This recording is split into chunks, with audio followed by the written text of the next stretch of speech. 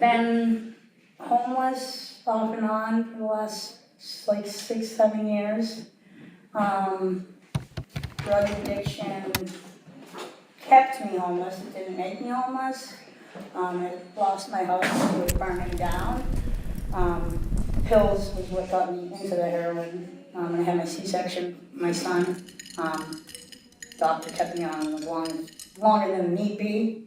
I had complications with my C-section, so then I ended up going to heroin because the opiate sickness. And I started shooting until about a year ago, and that's where I met you guys.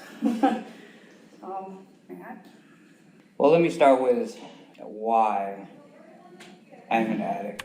I was in Iraq and Afghanistan. I was with the 2nd Battalion, 1st Marines. I did a total of 9 years in the Marine Corps, but I did about 5, almost 6 years total in Iraq and Afghanistan, 2 tours.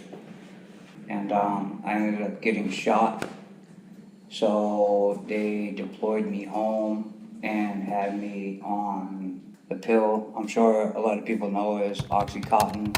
And I was on 4 80-milligram Oxycontins every 6 to 12 hours for pain.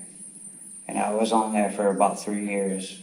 And the one day I went to my doctor and he's like, we gotta cut you off. And I'm like, okay. And then 2 days later, I'm like, yo, something's not right. I don't feel good. You know what I mean? I'm like, what's wrong with me? And even the doctor said it out of his mouth. He said, you're dope sick. You know, when folks start to use opioids, it immediately starts to change the body. As you start to use things, if I'm getting what I need for neurotransmitters from the drug, then the body says, well, I'm not going to make as much, so I'm going to start to shut things down. Meaning all of a sudden, the body's kind of depending on the person to kind of continue using that substance to the point of just feeling normal.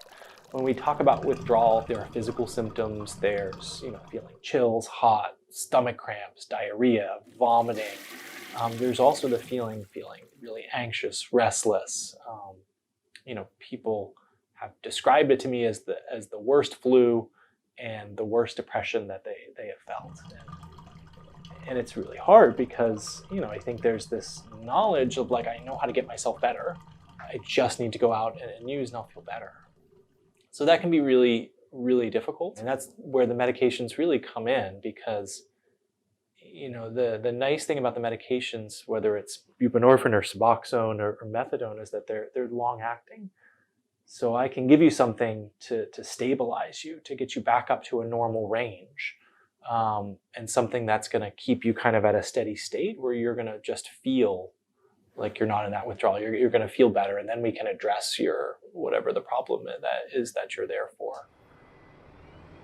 When you don't have a job and you're trying to do the methadone, it's like you need bus money to go to the clinic every day. And I was, for a little while, it was like we weren't using, but it was like I'm going out there panhandling how I used to get money for dope, going through all the same bullshit. I'm seeing the same hate.